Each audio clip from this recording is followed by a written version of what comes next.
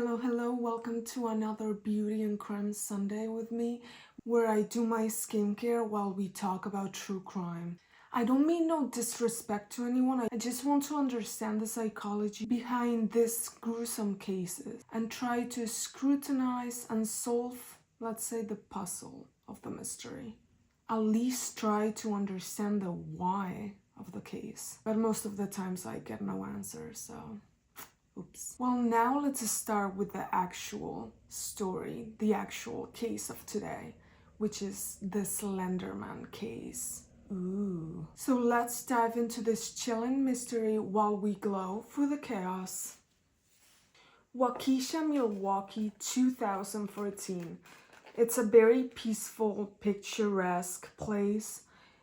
If you actually look at pictures of it, you see lush forests, suburban streets, and very happy faces. But behind the tranquility, something darker was brewing in the minds of 12-year-old girls. Morgan Geyser and Anissa Weir, I think they're called. Bear with me with the names. At the time, they were classmates at Horning Middle School, and their story begins, like many others do, with a simple act of kindness. Morgan, who had a love for all things dark, creepy, mysterious, noticed another girl sitting down in the lunch break all by herself. Peyton, a more innocent and cheerful classmate. I'm back, clean face now. So, okay. Peyton at that time was still into things a 10-year-old would be. Princesses, dolls, and all things childish, according to Morgan. Despite their differences, something clicked between the two. And from that moment on, they started talking, realizing that opposite actually might attract also in friendships. They spent a lot of time together, but everything changed when someone else joined the group. Anissa Weir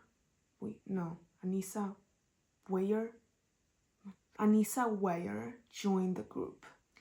Now the trio was complete, but Anissa and Morgan quickly bonded over their shared love of horror. I mean, I can relate, and probably you too. The two would obsess over creepy stories, supernatural creatures, and disturbing myths. Meanwhile, Peyton was definitely not interested in anything of that matter. So she started to feel very left out. Now I think comes the very fun part of the story. By 2014, the Slender Man myth had spread like wildfire in the internet. For those who don't know about a Slender Man, you probably be hiding under a rock. Slender Man is known as a fictional character, first created by, I'm gonna read this one. Eric Nosedem in 2009 on a forum called Something Awful. The idea was actually very simple. A tall-looking man without a face, with tentacles, stalking children and dragging them into the woods. Very simple, yes? As the year passed, a lot of people became fascinated by the story, so they started creating different fan art, different images, different creepypastas, and also video games. So Slender Man became a phenomenon, but for Anissa and Morgan became an obsession. So before we actually get deep dive into the actual story, I wanted to talk about the context of a Slender Man. At least why is it important in this case? So how did the creation of a Slender Man really happen? So, as I said, Slender Man was created in 2009 by Eric, who went by the online pseudonym Victor Search. He contributed the online character in a forum to an online Photoshop contest, something awful, where participants were tasked to create a fictional character more focused on supernatural creatures, something that did not exist yet, or paranormal events by photo manipulation, so basically Photoshop. So his contribution was an image of a very tall man wearing a black suit and tie with unnaturally long limbs. The key to the image's terrifying appeal was its simplicity. There was nothing overly supernatural about the photo or about the figure's appearance, yet it exuded an uncanny, otherworldly feeling. The original image showed a Slender Man lurking near a group of children in a park, his tentacle-like appendages extending from his back, creating a perfect, eerie juxtaposition between innocence and malevolence. So as part of the contest, people also contributed in short descriptions of their fictional character. Over time, these stories became a very long, elaborate story about a Slender Man's past. According to the evolving myths, Slender Man is an ancient entity often depicted as a faceless man with tentacle-like appendages coming from his back, or sometimes a featureless face, and he stalks and abducts children. His motives are very unclear, and there is various theories of what he does with his victims. Some versions suggest that he absorbs them. Others claim that he takes them into his globe, dimension, kingdom, empire, whatever you want to call it. And some simply say he just kidnaps kids for some unknown reason. Slenderman's signature feature is enigmatic. He doesn't have any specific goals, and his purpose is rooted in mystery. We don't really know. He has the ability to stretch his limbs and warp his appearance depending on his surroundings, for example, which adds an extra layer of horror as he can blend into any environment. His backstory evolved as users on these creepypastas began creating new stories to Slender Man, fan art, and even short videos of Slender Man. What started as a very simple Photoshop contest, the image quickly became a full-fledged urban legend that was widely shared online. So I wanted to also talk about the Slenderman phenomenon. Apart from his appearance and what he stands for, his phenomenon was, first of all, a game was created, Slenderman The 8 Pages, in 2012. It was a simple yet very horrifying video game where players would roam around a park basically, in full darkness with only a flashlight on. And they would try to collect 8 pages all around the park while trying to avoid Slenderman, who would grow more aggressive. For each time you would find a paper, okay, paper number 1, found it, keep on going, paper number 2, he would become more aggressive, faster, let's say, as the game progressed. So the game was terrifying for several reasons. The player had very limited resources, and Slenderman movements were unpredictable all the time. The game gained traction. It became a cultural phenomenon for horror fans. Also in 2018, there was this movie that came out, The Slender Man, which is technically a fictional horror movie based on the internet legend of a Slender Man. It follows a group of teenage girls who summon a Slender Man after being drawn about this myth online. The movie basically explores how their obsession with the Slender Man it spirals out of control. However, the film release was very controversial because it sounded exactly like the case we're gonna talk about right now. So people really did not know how to feel about the movie. Did I like it? Did I not? Should I like it? They didn't know how to feel. So what does Slender Man actually represent? The first one is the fear of the unknown. Slender Man has no face, no clear motives, and his origins are very vague, which taps into the primal fear of humanity, the fear of the unknown. His ambiguous nature makes him an especially unsettling figure. There is no understanding or reasoning with him, which amplifies his terror. Also, the internet and myth creation. Slender Man is a product of internet age, a symbol of how myths and folklore can evolve rapidly through online communities. He's the first true internet monster. He represents how easy things can go viral in a digital world and how, once the story catches on, it can take life on its own.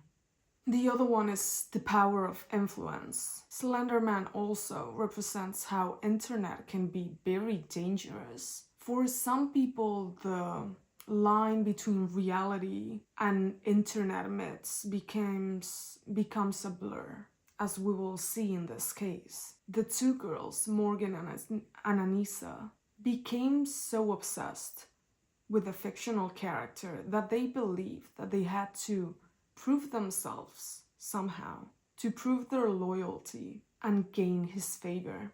In this sense, the Slender Man represents the power of obsession and the dark influence of digital subcultures in very young minds, as we also talked in the case last week, Nevada Tan. So lastly, Slender Man also represents the monster in the forest. So Slender Man is kind of like the forest demon. He lives in the woods, the place where many humans already find it terrifying. The woods are often used in folklore as places of mystery, danger, and the unknown. Slender Man represents this primal fear of being lost in the woods and then be abducted by something sinister lurking just beyond the trees. Because remember, he can actually adapt to the surroundings. So while you are walking through the forest, technically, what this urban legend says, Slender Man is hiding on the trees like. Clean face, mask off. Let's keep on with the story. Now let's actually start with the case. So, Slender Man, the figure that had no face, only long, very weird looking limbs, became more than just a story for the girls. They started to believe that Slender Man was actually watching over them, protecting them, but for a price. They had to do something to actually make him happy. They believed that if actually they didn't make him happy, they would suffer his wrath. And so the two girls began to talk about dark rituals of offering someone to Slender Man. Meanwhile, Peyton was starting to realize that their friends were acting a little odd, very weird. Their obsession with the Slender Man was growing very rapidly, and she could sense the tension in the air.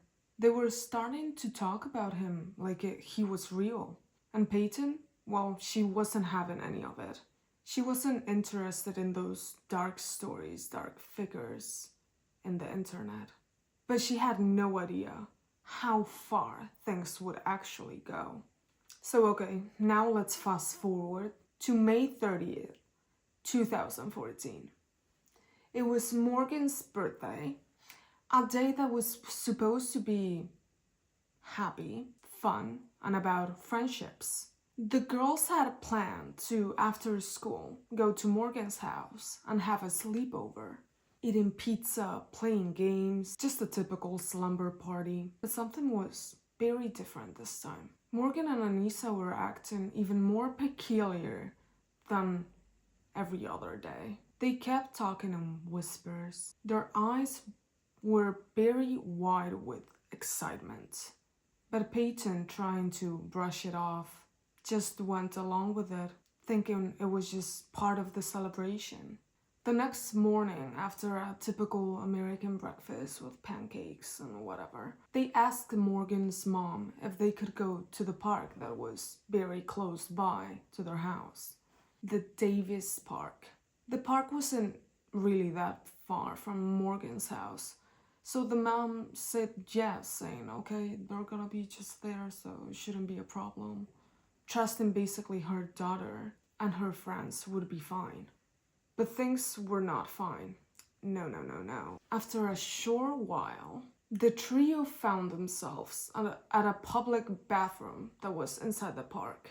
That's when things took a very terrifying turn. Anissa suddenly grabbed Peyton's head, trying to slam it into a wall. Okay. Obviously confused and scared, she's like, what are you doing? Why are you acting like this all of a sudden? It didn't really make any sense. Anissa and Morgan had never been that aggressive to her, and Peyton could feel that something was definitely not right. So they quickly left the bathroom after that weird behavior happening. But the weird behavior did not actually stop. No. Anissa and Morgan wanted to go deeper into the forest. Well, in my case, if you have seen any horror movies, you would be like, no thanks, I'm gonna just leave. I'm gonna scooch and go home. Thank you very much, but no thanks. But Anissa and Morgan were being very insistent. They wanted to play the game of hide and seek, which playing hide and seek in the forest, no thanks. But Peyton at this point started to feel very uncomfortable. She didn't really understand why her friends were acting this way, but something told her she had to go along with it. Peyton couldn't understand Morgan, that had been her friend for 2 years now, had just stood there watching while Anissa was hitting her basically into the wall. Anissa's behavior was becoming very erratic, but Morgan's silence spoke volumes. They weren't the friends that Peyton once knew. The unease that she had felt earlier now has basically become into full-blown fear. Peyton's instincts at this point, when they were like, oh yes, let's play hide and seek, she was like, oh no, I have to leave. But she didn't really want to seem scared, and she didn't really want to abandon her friends. So Peyton followed them deeper into the woods. She couldn't shake the feeling that something was very off, but she still thought that it was just a game. The deeper they got into the woods, the darker the mood became. The forest closed all in around them. I don't know if you ever been to a very big forest, but for example, when you go deeper into the woods, the trees are so tall that you can't even see. It's complete darkness, like if it's like 12 a.m. in the morning. So what actually started as a very fun day with an innocent outing to the forest, it became more sinister. The two girls planned this for over 2 weeks now. They were convinced that Slender Man required a sacrifice to prove their loyalty. Peyton still had no clue what was gonna happen, and no idea that she was actually the chosen one to be sacrificed. So Morgan announced that she was gonna be the first to count in hide and seek. So she started 1, 2, 3, whatever. And Anissa at one point tells Peyton, oh, you should lay on the floor and hide with leaves on top of you. Well, that's a terrible idea, don't do that. That's too easy. But whatever, she still did it. With this information, I know she has not played hide and seek a lot. So she lays on the ground and starts covering herself with leaves. When all of a sudden, Morgan came out of nowhere and pulled out a knife that she had hidden in her bag. The same knife that came to the forest for one purpose only, to kill her. Morgan was stabbed 19 times. Yes, 19. That's a very passionate crime. In the arms, in the legs, in the torso, leaving her for dead. And while Morgan is stabbing Peyton, Anissa is just standing there. She's just like, no, I'm not gonna be a part of this. I'm just gonna scooch over here and stand. Some people say that she was actually holding Peyton so she wouldn't move. Others say she was just standing there, but I guess in both ways she was just there, but she didn't really actually do the stabbing. So once they believed they'd done their job, they just left and left Peyton for dead in the forest. But even in that horrifying moment, Peyton's will to survive kicked in. Through sheer determination, she managed to escape, crawling away. She used the trees that were all around her to use as support, so she was crawling and holding into the trees. Peyton, bleeding and very weak, crawled through the forest.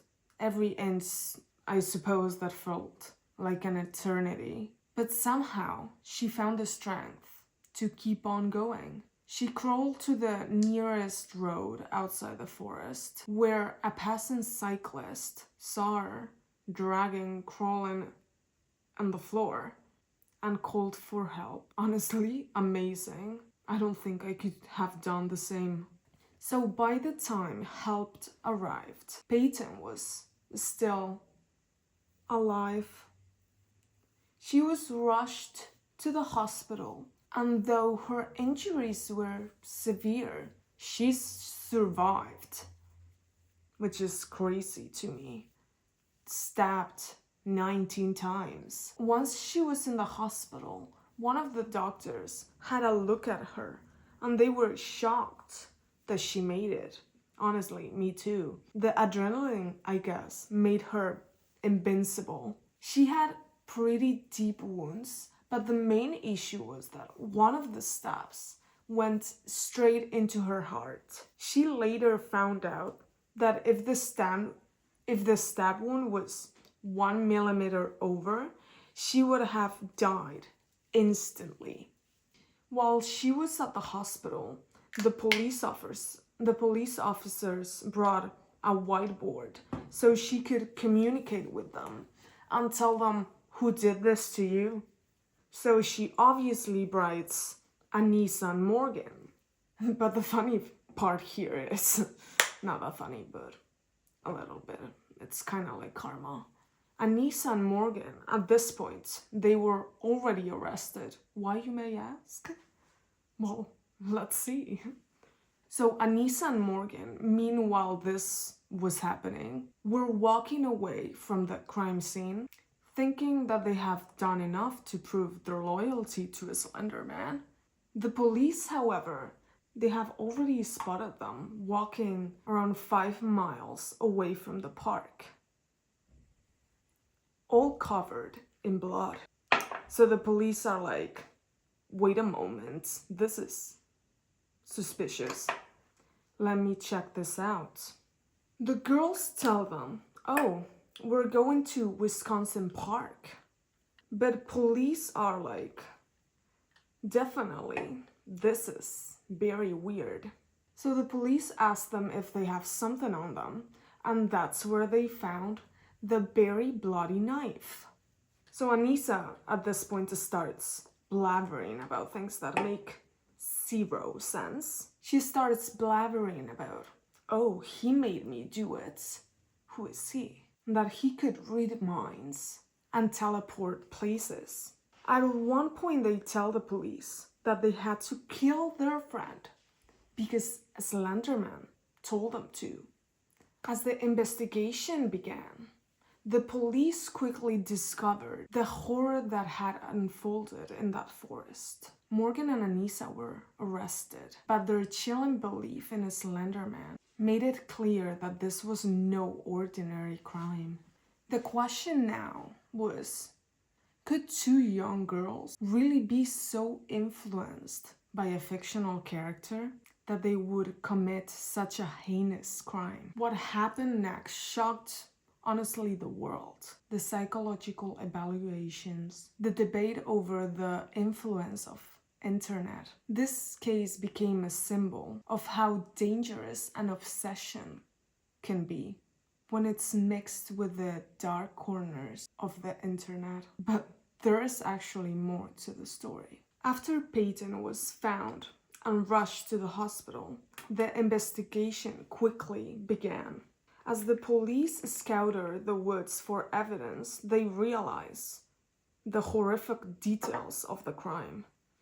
Morgan and Anissa didn't really actually try to hide anything. And in fact, when questioned by authorities, they told them everything they had to know. Both girls were surely arrested after the attack. What's chilling about this confession is how eerily calm and detached of the world they appeared. Morgan in particular spoke about how they needed to kill Peyton to prove their loyalty to Slender Man, claiming that they believe that if they didn't do that, Slender Man would come and kill all their family. So the officer asked her exactly, "Why did you do it, Morgan?" Morgan said very calmly, "We had to. Slender Man would have killed us if we didn't," unquote. Anissa too was interviewed, and it was basically like a mirrored interview because she said exactly the same. She described how they both researched Slender Man, becoming convinced that he was actually real. They said they had to offer a sacrifice, Peyton, to gain his favor and avoid his wrath. Morgan and Anissa actually also admitted in the interrogation that they had been planning her murder for months. They also admitted that the original plan was to kill her while she was sleeping in that pajama party, like that was much better. The case quickly gained national attention. As the investigation moved forward, the legal system had to grapple with many hard questions. Were Morgan and Anissa criminally responsible for what they did? Could they be tried as adults? Or were they simply victims of their own twisted delusions? Morgan Geyser was charged with attempted first-degree homicide, and Anissa was charged with second-degree homicide. The question was whether they would be tried as adults or juveniles, while Morgan was the one who actually carried out the stabbing. Both girls were implicated in the crime. So, as the crime was so gruesome, both of them were gonna be charged as adults, even though they were 12 at that time. The defense argued that the girls were suffering from mental illness, specifically that they were deeply influenced by their beliefs in a Slender Man. The defense lawyer said, and I quote, "These girls were not in control of their actions. They were under the grip of delusion, and that's why they should be tried as juveniles. They were very vulnerable and influenced by the internet fiction." That didn't really work because they were still charged as adults. However, while they were in custody, they realized Morgan was acting a little odd, let's say. Morgan said that she was, not funny, she was seeing unicorns in her cell, and that she was actually talking to a Slender Man in the cell. Yes, okay. So they realized that something was wrong with her. Psychiatric evaluations revealed that both girls had mental health issues. Morgan was diagnosed with schizophrenia. Her delusions and hallucinations had been growing more intense, and she had been hearing voices from the actual Slender Man, which made her believe that Slender Man was real. Anissa, on the other hand, was not diagnosed with schizophrenia, but she actually had borderline personality disorder and possible dissociative tendencies. So since this was caught very early on in the process, the judge actually said that they were stand up trial. Both girls had mental health issues, but the question really remained: were they aware of the consequences of their actions? Could they be truly held responsible for something so horrific? In 2017, the legal process took a dramatic turn. Morgan Geyser was sentenced to 40 years in psychiatric facility for attempted murder, and Anissa was sentenced to 3.5 years in a psychiatric hospital. But since she wrote a letter saying that she was deeply sorry about what she did and her consequences, she was released. Both girls were found guilty, but their sentences were very heavily influenced by their mental health issues, and that appeared in their sentencing.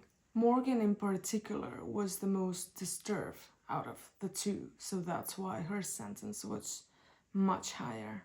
As for Peyton, she made an incredible recovery. Despite the brutal nature of the attack, she survived and even spoke publicly about the ordeal. In interviews, she explained that she actually forgave Morgan and Anissa, but that she will never forget. Peyton's strength and resilience in the face of such horror became an inspiration for many people. Me too, actually. After all that, saying that she can actually forgive them, I don't think I could do the same. I'm just being honest. Her survival is a testament to the human spirit, but her life and the lives of everyone involved in this case were forever changed by one question: what happens when fiction becomes reality? In the minds of vulnerable people, this case raised very difficult questions about mental illness, the impact of internet culture on young minds, and the responsibility of parents, educators, and communities to protect vulnerable children from dark influences that you can see online. It also forced us to realize about the dark corners on the internet where fiction, obsession, and reality often blurs. A Slender Man, a character born from a simple meme, became the symbol for something much darker. A warning about the dangers on the internet and how easily young minds can be manipulated. But at the end of the day, the most important question remains: what can we learn from this tragedy to prevent from something like this ever to happen again? Well, I have to be honest with this. At that time, I was also in the Slender Man choo-choo train, the game that we talked about before. I used to love it. And for teenagers, it was a scary and very hard game. The first notes that you would gather in the game would be very easy. But after like 4 notes, it would become very hard. It was impossible to gather all 8. I honestly loved everything that was scary when I was younger. So I kinda understand the fandom that Slender Man got because it was very creepy origin story. But I only knew it kidnapped kids, kinda like a boogeyman at night, you know? I didn't know there was much more to the story of a Slender Man. So when I heard about people killing in the name of Slender Man, I was like, what? I need to check that out. Well, that is the end of the story. So thank you for watching. If you haven't already, please subscribe. And feel free to share your thoughts in the comments. I honestly would want to know. How do you think this case could have been prevented? And what are your thoughts on the role of the internet in this tragedy? I would love to hear your opinions. And remember, always do your skincare and you don't end up like a glazed donut at the end of it, we are not doing it right. Bye bye!